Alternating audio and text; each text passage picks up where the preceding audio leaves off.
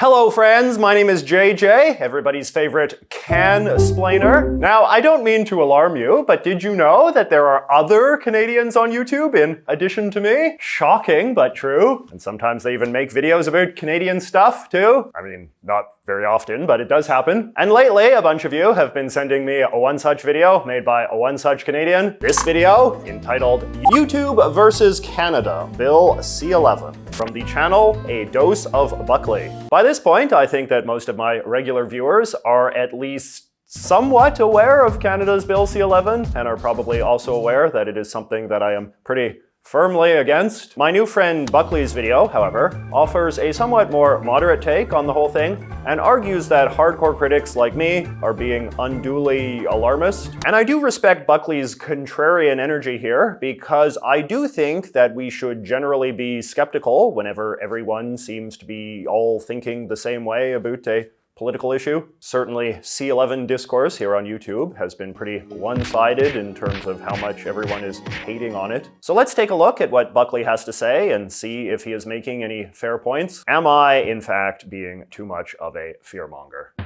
So we may recall that C-11 is a piece of legislation that seeks to broaden the regulatory powers of the CRTC, which is the Canadian government's media regulatory agency, so that they will enjoy authority over the internet for the first time. This is significant because up until this point, there had been broad bipartisan consensus in Ottawa that the internet in Canada should not be under CRTC jurisdiction, the way that television and radio are, and that Canadian interests were in fact better served by a mostly hands-off approach. The Canadian Broadcasting Act, the main law governing media in Canada, has accordingly not been updated since the early 1990s. During Prime Minister Trudeau's first term, however, his administration commissioned a report called Canada's Communications Future: Time to Act, in which a panel of experts surveyed the consequences of the light regulation approach and reacted with concern. The internet, they said, has allowed content to flow across borders and be created in new ways. Now, Canadians have a seemingly infinite amount of choice in the content they want to consume,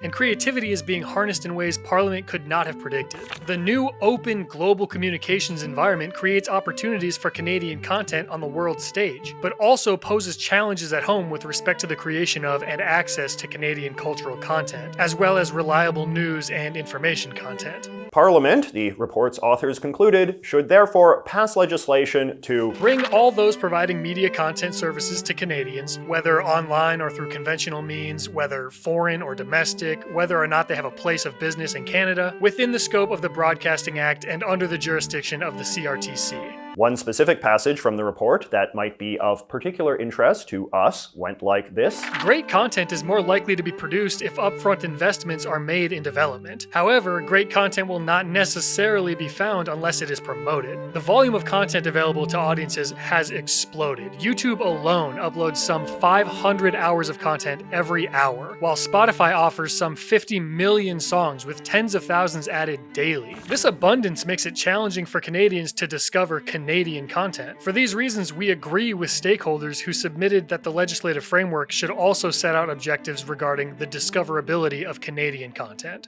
All this background is important because it is critical that we clearly understand the underlying motive of all that has happened since. Acting on the report's recommendations, in 2020, the Trudeau government introduced Bill C-10, a piece of legislation that would finally amend the Broadcasting Act to give the CRTC jurisdiction over the internet. For boring parliamentary procedural reasons, in February of 2022, Bill C-10 had to be reintroduced as Bill C-11, and this is the bill we have been arguing over ever since. Among a lot of other stuff, the big thing that the bill aspires to do, and something that the Trudeau administration has been very clear in stating that they want it to do, is force any major streaming platforms operating in Canada to showcase more great Canadian content at the expense of bad foreign content. This will in turn help make Canadian users of those platforms watch more great Canadian content and less foreign content, which, to quote one of the Trudeau government's favorite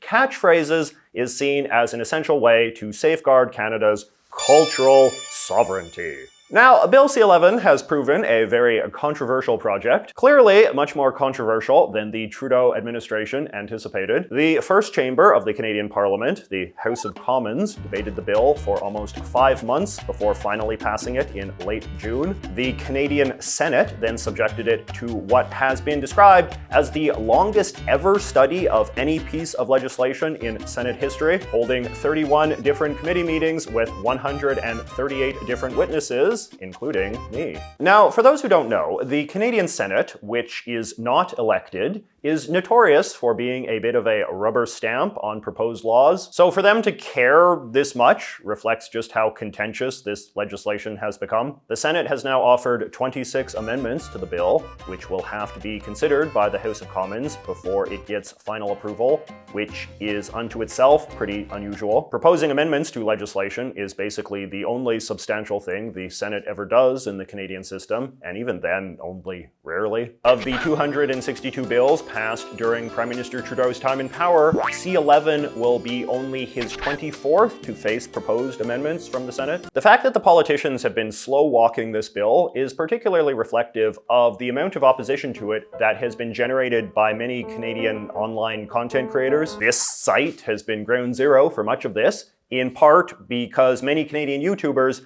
believe that they have the most to lose from this legislation. YouTubers mostly make money from ad revenue, which correlates to how many people watch our videos. So if implementing C-11's patriotic agenda in any way makes it harder for audiences to find or see our videos, that is potentially less money in our pockets. YouTube itself also makes money from the ad revenue generated from videos, so their bottom line faces potential threat from C-11 as well, which is why they've recently begun mounting an aggressive anti-C-11 propaganda campaign of their own, both to individual Canadian creators and the Canadian public at large. If you have been to a big Canadian city recently, you might have seen some of the big anti-C-11 billboards YouTube has been putting up everywhere. Which brings us to the video YouTube versus Canada by a Dose of Buckley. So Buckley is a Canadian opinion commentary guy who mostly makes what I would describe as angry talk radio style monologues about current events. In fact, there's plenty to suggest that he doesn't even really want Twitter,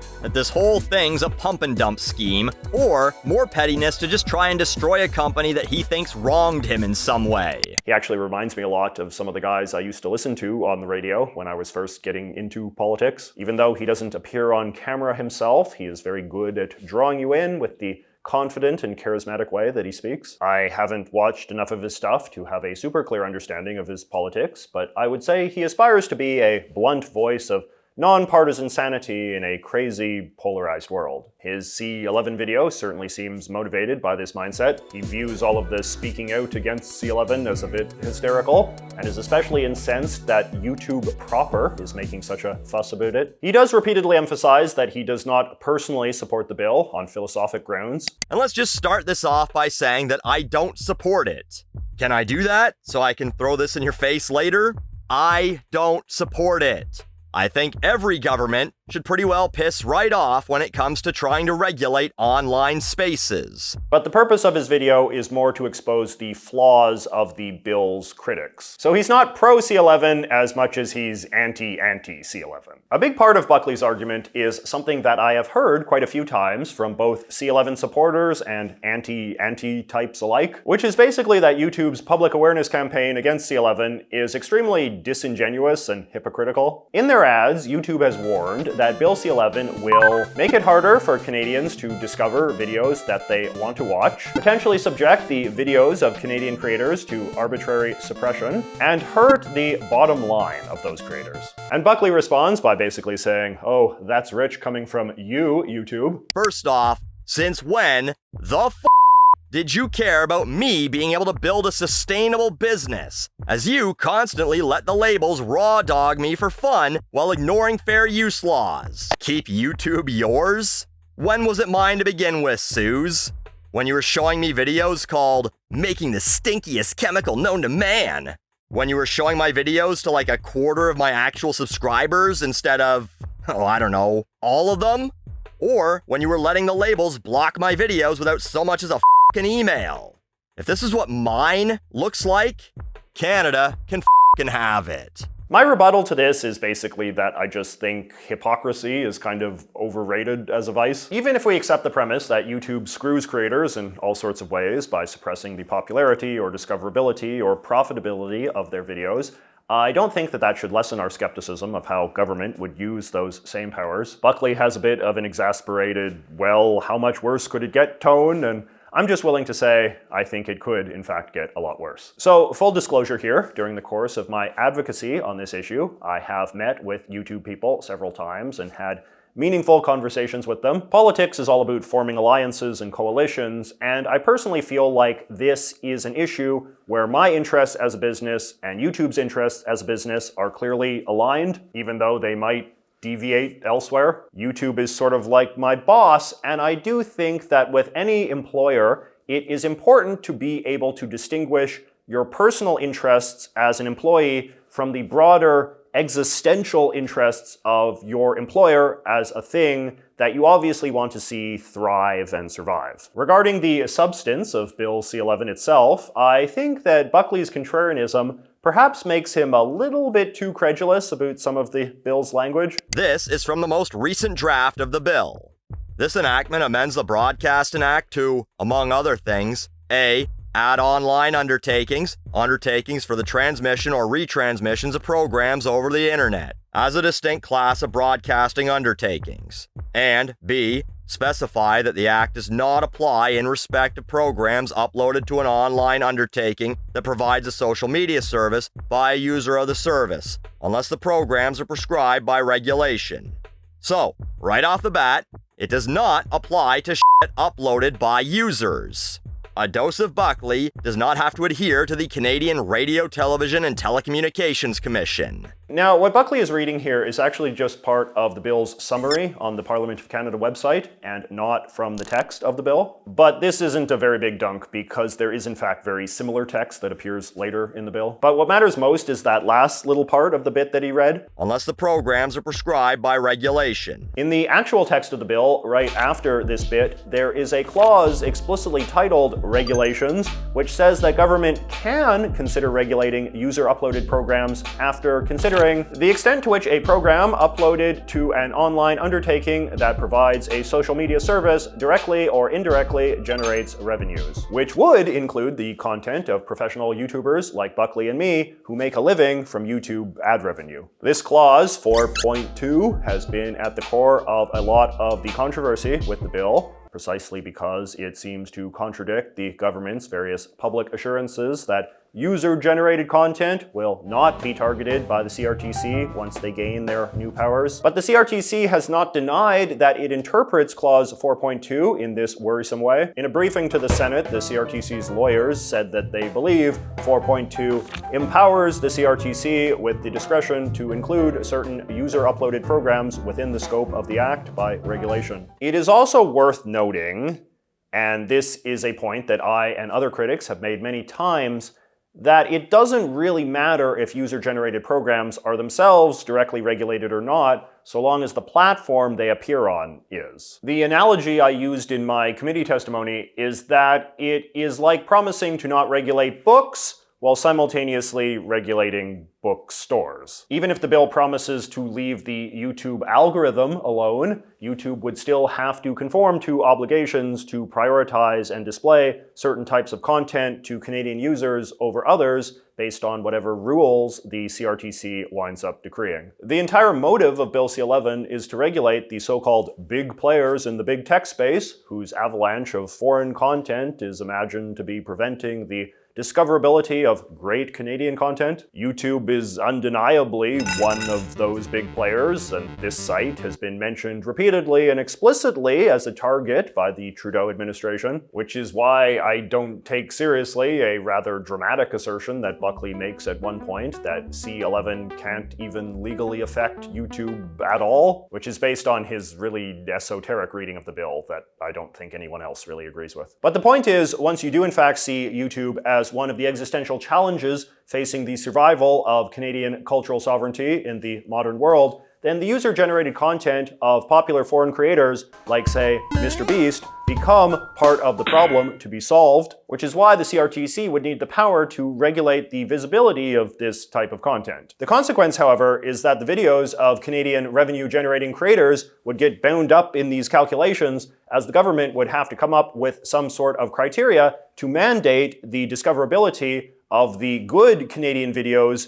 over the less good ones. So even if we can agree from a patriotic perspective that Mr. Beast is worse than both Buckley and I, how do we determine whether Buckley in turn is better than me or I am better than him? These are the sort of subjective judgments that critics of C-11 like me don't want the government making. Buckley doesn't seem to appreciate the nuances of how the CRTC's Canadian certification regime works. He seems pretty confident that he will be popular if YouTube is forced to prioritize Canadian content to Canadian audiences. I want you to show my videos to everyone. Aw, yeah, I'm really afraid I wouldn't be a huge hit with other Canadians, as my entire channel makes jokes about Americans constantly. Yeah, Canadians hate that. But as we've seen with the precedent of TV and radio, the way that the CRTC determines whether content is Canadian enough to deserve promotion is often much more complex than just, is the creator Canadian? Bill C-11 tacks on quite a lot of new variables in terms of what the CRTC has to consider when deeming a piece of Canadian content Canadian enough to promote. And it's not like conforming with those rules is exactly a dancer in the maypole as it is. Michael, you've been trying to get your TV show officially certified as Canadian content. Would you say it's been a dancer in the maypole? It's not fun. I'll say it nicely, it's a lot of work, time, and energy that I wish I didn't have to do. In the end, Buckley does sort of acknowledge the possibility that some YouTube content could get buried for not being Canadian enough in the right way. But he sort of hand waves it away by saying that even if your favorite non-Canadian content gets hidden, it won't completely vanish and you can still find it if you try hard enough. And also, nothing would disappear. Your favorite anime wig videos and Asian girls trapped in confined spaces videos, they'd still be on here. You can still jerk off to that, you little weirdos. You just have to search it or click your subscription feed. And on that note, the last thing I want to comment on is just a kind of passing dunk he makes on the sort of pictures that YouTube has used in some of their anti-C-11 advertisements. But YouTube has been running this bizarre campaign called Keep YouTube Yours, trying to get Canadians to petition against the bill, telling you that if the bill goes through, you might not see the things that you want to see on your feed anymore. Like this Asian girl eating food, or these Asian girls trapped in a claw machine, or these Asian girls dancing and singing, or this white girl wearing an anime wig. YouTube, what exactly do you think Canadians are all into? Clearly you think we got some sort of fetish here. Buckley obviously views all of this Asian stuff as being part of a kind of bizarre editorial choice on YouTube's part, but I think that there's actually a pretty clear logic to it. One of the challenges inherent in getting government to promote Canadian culture in a diverse, free country like Canada is not only that everyone's tastes are different, but that many people may have tastes that are fluid, unpredictable, and non-stereotypical. So, for instance, Asian entertainment products like K-pop and anime have had tremendous practical influence in Canadian culture in recent decades, but it's hard to imagine any Canadian content regulator saying that a K-pop music video qualifies as being certifiably Canadian. So I think that pictures like these are supposed to evoke the idea that the cultural interests of Canadians are too diverse and unpredictable for government to understand, and that therefore any government effort to promote great Canadian content over foreign content or just insufficiently Canadian content will inevitably result in the suppression of content that Canadians actually want. And what Canadians want is what Canadian culture is, not what government says it should be. So my point with this video is not to give Buckley a hard time. Like I said, I very much sympathize with his contrarian instincts, and I'm always happy when YouTube features a good faith debate about Canadian issues. And given how much I talk about this bill, I did think that my audience might benefit from hearing a bit of the other side, even if I don't think that Buckley's call for calm is really all that justified by either the facts of the bill or the clear motive of the government. But what is encouraging is the Senate's amendments, which you might recall we discussed a bit earlier. After their long study process, the Senate is officially recommending that several of the bill's worst clauses get removed, including the aforementioned 4.2 that allows for the regulation of revenue-generating user-uploaded content. But, as I also said, in modern Canada, the Senate functions primarily as an advisory body, and the House of Commons, which has final say, is under no obligation to take their advice. So that's where we stand today. I will do my best to keep you guys informed as this process continues to unfold, even though I am sure that many of you are getting pretty sick of hearing about it by now. But hey, it wasn't my idea in the first place.